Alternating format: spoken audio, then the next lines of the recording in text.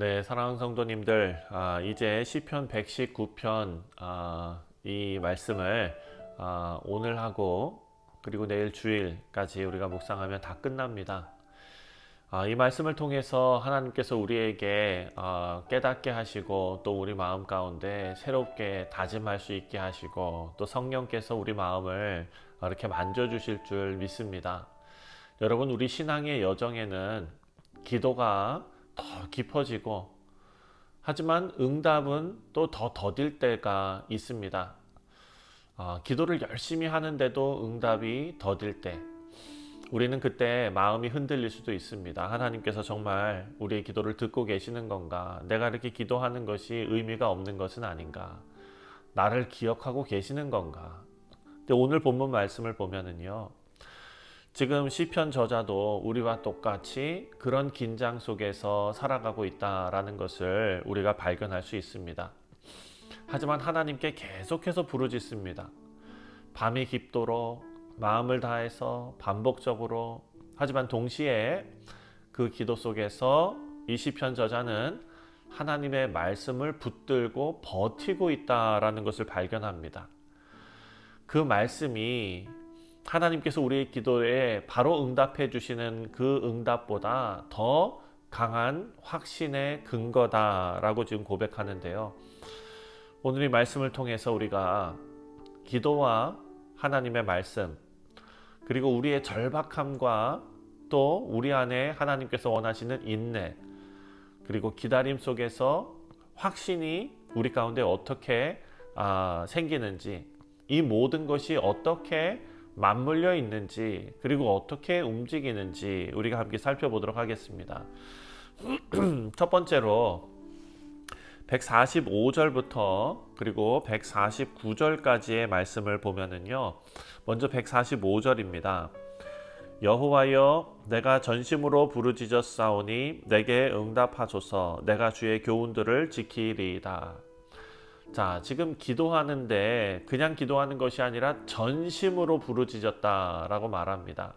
부르짖다, 여기에 표현된 이 사용된 단어를 보면은요, 절박함 가운데, 고통 중에서 절박한 가운데 외치는 표현입니다.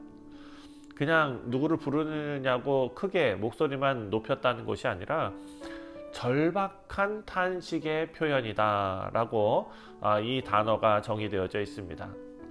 사랑하는 성도님들, 이 시편 저자의 기도는 일상적인 요청이 아니었습니다. 진짜 살기 위한 몸부림이었다라는 것을 알 수 있습니다. 하나님 앞에 응답해 달라고 정말 살고 싶어서 살기 위해서 몸부림치면서 부르짖는 것을 말하는 것인데, 그렇게 말하면서도 이미 뭐라고 얘기했냐면 하나님의 율례를 지키겠다라고 결단하고 있습니다. 사랑하는 성도님들, 이것이 우리 신앙의 자세인 줄 믿습니다. 응답을 받아야만 순종하는 것이 아니라 하나님의 말씀을 붙드는 것 자체가 순종이다라는 것이죠. 자, 147절과 148절 말씀을 보면은요, 계속해서 기도하는 것이 나옵니다. 내가 날이 밝기 전에 부르짖어 주의 말씀을 바라싸우며 주의 말씀을 조용히 읊조리려고 내가 새벽녘에 눈을 떴나이다.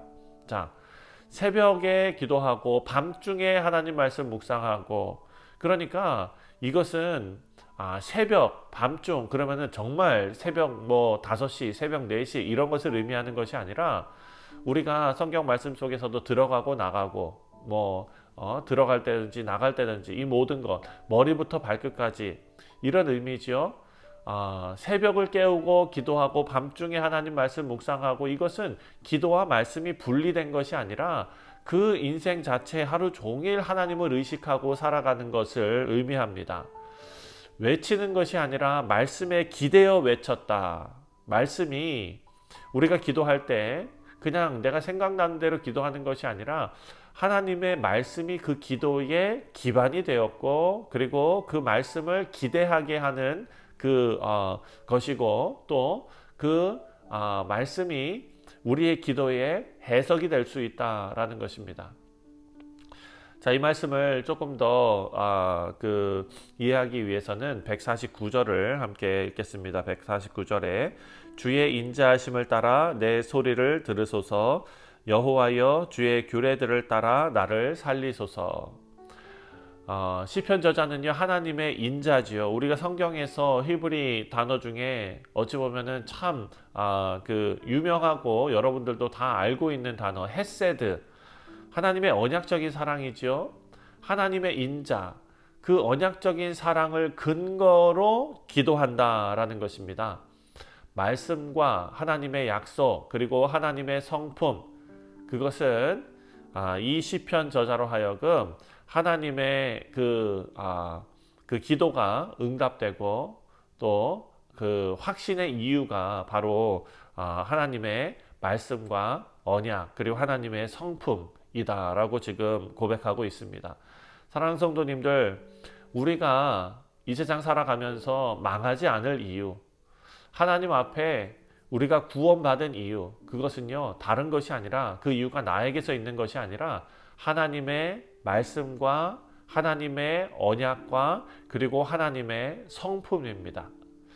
우리 성도님들, 우리가 고난 중에서 하나님 앞에 부르짖는데요, 그 기도가 하나님의 성품과 하나님의 말씀을 근거로 하나님 앞에 기도로 드려질 때 그것은 우리의 믿음의 고백이 되는 줄 믿습니다. 기도할수록 말씀이 더 깊어지고 말씀을 붙들수록 우리의 기도는 더욱더 담대해질 수 있을 것입니다. 자, 이제 두 번째로 150절부터 153절까지의 말씀을 보면은요, 우리가 살아가고 있는 이 현실 속에서도, 그리고 이 어려움 속에서도 기준이 되는 것을 찾아야 되는데 그것이 말씀이다 라고 표현하고 있습니다. 150절입니다. 악을 따르는 자들이 가까이 왔사오니 그들은 주의 법에서 머니이다. 자, 지금 외부의 위협이 계속해서 있지요. 지금 현실은 안전한 현실이 아닙니다. 악을 따르는 자들이라고 표현이 되어져 있는데, 그 사람들은 지금 시편 저자를 그냥 미워하는 것에 그치는 것이 아니라 상징적으로 하나님의 법을 무시하고 하나님의 정의를 우습게 여기는 이 세상을 상징하는 것입니다. 하지만 151절을 보니까 여호와여 주께서 가까이 계시오니 주의 모든 계명들은 진리이니이다. 자, 적이 가까이 있지만 하나님은 더 가까이 계신다라는 것입니다. 세상이 이 시편 저자를 압박하지만 이 시편 저자는 진리 자체이신 하나님 말씀 안에서 안전함을 경험한다라는 것이죠. 우리 성도님들, 이것이 우리 모두의 고백이 되었으면 좋겠습니다. 우리를 정말 삼키려고 하는 위협과 어려움이 우리 가운데 가까이 있지만 누가 더 가까이 계시느냐? 바로 우리 주 하나님께서 그 문제들보다, 그 위협보다, 그 어려움보다 더 가까이 계심을 믿습니다. 자, 153절입니다. 나의 고난을 보시고 나를 건지소서, 내가 주의 율법을 잊지 아니함이니이다. 아멘. 고난 속에서도 하나님의 법을 잊지 않았노라 라고 고백할 수 있었습니다. 말씀이 상황을 바꿔주지 않는다 라고 우리가 생각했습니다. 사실 맞습니다. 하지만 그 상황 속에서 우리 자신을 붙들어주는 것이 바로 말씀입니다. 사랑하는 성도님들, 우리 현실이 말씀이 아니라 불의와 위협으로 가득하고 어려움과 고통으로 가득해도 말씀은 여전히 우리 삶의 기준이 됩니다. 하나님은 멀리 계신 분이 아니라 지금 이 말씀을 통해서 우리보다 더 가까이 계시고 그 가까이 계신 하나님께서 기준이 되신다라는 것을 우리가 꼭 기억하고 살아가기를 바랍니다. 마지막으로 154절부터 160절까지의 말씀을 보면은요, 154절을 읽습니다. 주께서 나를 변호하시고 나를 구하사 주의 말씀대로 나를 살리소서. 자, 지금 법정에 서 있는 것 같은 언어를 사용합니다. 변호하다, 억울한 사람을 대신해서 싸워주는 거죠. 인간의 변호가 아니라 하나님의 말씀이 변호한다라는 것입니다. 하나님의 말씀을 근거로 나의 생명을 지켜달라라고 간구하고 있습니다. 하나님, 내가 하나님 앞에 간구할 수 있는 것은 하나님의 말씀이 이렇게 약속하셨기 때문입니다. 다시 말해서 하나님의 말씀이 나를 변호하는 것이죠. 156절입니다. 여호와여 주의 긍휼이 많음으로 주의 규례들에 따라 나를 살리소서. 긍휼은 어떤 의미입니까? 하나님께서 고통받는 자들을 보시고 하나님의 마음이 움직여지는 그런 의미이죠. 이 말씀은 이 시편 저자가 율법의 조항을 그냥 기계적으로 지켜나가는 것이 아니라 그 말씀 속에 담긴 하나님의 마음과 하나님의 인격과 그리고 하나님의 성품을 신뢰하고 있다라는 증거입니다. 여러분, 구약에 나와 있는 모든 율법들은 어찌 보면 상당히 딱딱합니다. 강압적입니다. 하지만 그것을 그대로 받아들이는 것이 아니라 그 이면에 하나님께서 그 율법을 만드시고 지키라고 하신 그 이면에 있는 하나님의 마음을 이해하는 것이 중요하다라는 것이죠. 158절을 읽겠습니다. 158절에 주의 말씀을 지키지 아니하는 거짓된 자들을 내가 보고 슬퍼하였나이다.